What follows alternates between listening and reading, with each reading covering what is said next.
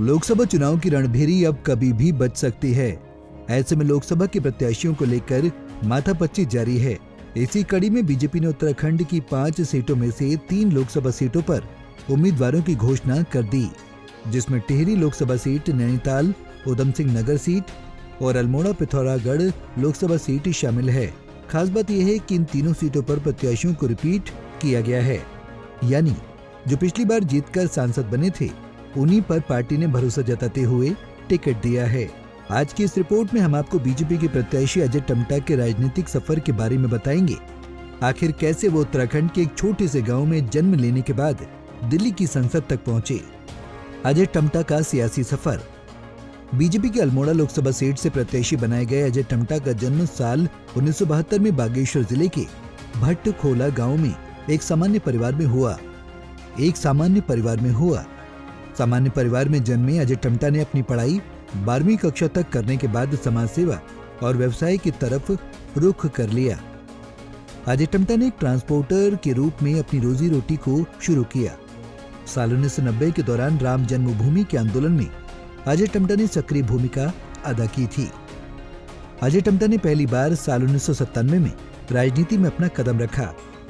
1997 में अजय ने सबसे जिला पंचायत सदस्य का चुनाव लड़ा और चुनाव जीत लिया। फिर उत्तराखंड अलग राज्य बनने की राज्य स्थापना के बाद प्रदेश के पहले विधानसभा चुनाव में निर्दलीय ही ताल ठोक दी, लेकिन वो हार गए। इसके बाद अगले विधानसभा चुनाव यानी 2007 में अजय टम्टा ने विधानसभा चुनाव बीजेपी के टिकट पर लड़ा, जिससे उन्हें जीत हासिल हुई और वो बीजेपी की सरकार में राज्य मंत्री भी बन गए। इसके बाद इसी साल 2008 में मंत्रियों के बदलाव के दौरान उन्हें सरकार में कैबिनेट मंत्री बनाया गया। इसके बाद वो फिर 2009 में बीजेपी के टिकट से लोकसभा चुनाव लड़े, लेकिन वो हार गए। लोकसभा चुनाव हारने के बाद साल 2010 में अजय टम्टा को बीजेपी अनुसूचित मोर्चा का उपाध्यक्ष बने। साल 2012 में अजय टम्टा ने एक बार फिर बीजेपी के टिकट से विधानसभा चुनाव लड़ा, जिसमें उन्हें जीत मिली। अजय टम्टा 2 साल बाद फिर साल 2014 में हुए लोकसभा चुनाव के लिए बीजेपी के प्रत्याशी के रूप में चुनाव मैदान में उतरे और जीत दर्ज की। लोकसभा में पहले ही कार्यकाल के दौरान नरेंद्र मोदी सरकार में उन्हें कपड़ा राज्य मंत्री की जिम्मेदारी दे दी गई।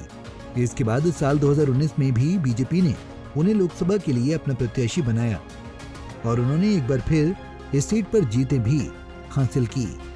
फिलहाल अजय टम्टा अल्मोड़ा पिथौरागढ़ लोकसभा सीट पर सांसद हैं।